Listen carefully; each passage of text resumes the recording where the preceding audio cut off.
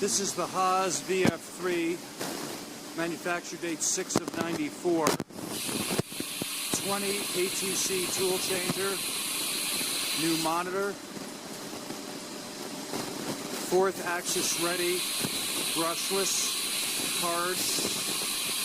It's running a program right now up to 7,500 RPM and showing tool changes. More information in the listing.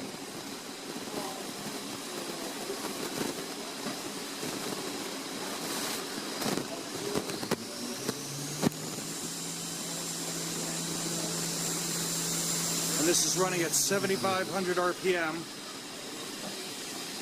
Just a quick and dirty little program to show the major functions of this machine.